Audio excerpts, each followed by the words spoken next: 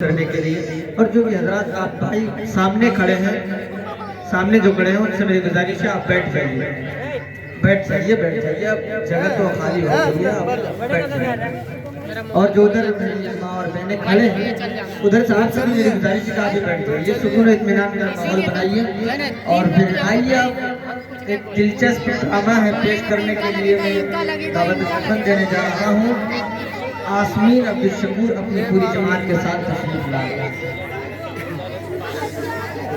कहा लगे कि हमारे ना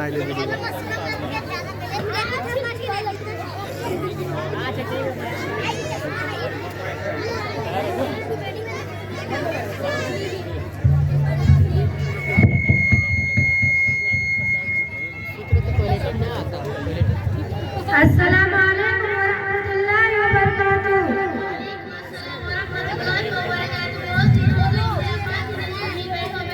ये बहन कौन है? अरे मैंने तो बातों बातों में खैरियत पूछना ही भूल गई। खैरियत से और आप पता ना अल्लाह ने आपको किस चीज की कमी दी है? सादावत कर दिया, बेटे की भी अच्छी नौकरी है, और क्या चाहिए?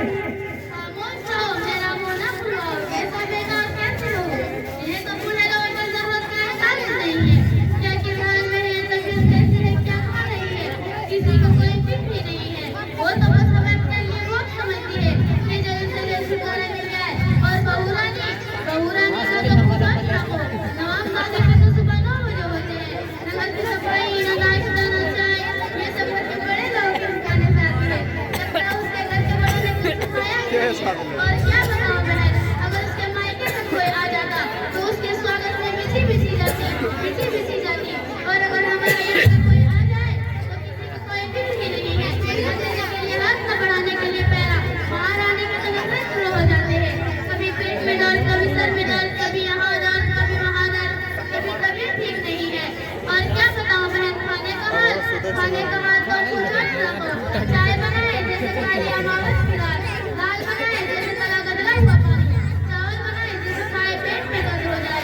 हर दो दिन में खाने की याद आ जाती है, माँ की पल्लू से जाकर बस जाती है और आने का तो ना मिट ना लेती। अरे आप बहू इतने सारे काम करते बोलते क्यों नहीं? मैं तो बोलते बोलते कहाँ आ चुकी हूँ। अगर कुछ बोलूँ तो मेरे चलाने की परेशानी के बस करने लगते हैं, इसीलिए मुझे खोल के घुट भी कर लेना पड़ता है। अरे बहन, मैं तो बातों बातों में चाय पिलाना भी भूल गई। अरे बहन, इतना बोलोगी तो चाय पिलाना भूलोगी ना?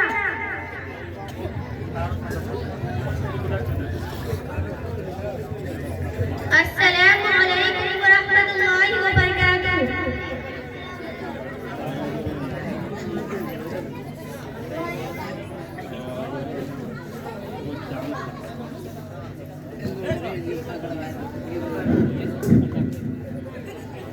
वालेकुम अस्सलाम वरहमतुल्लाहि वबरकातुहू।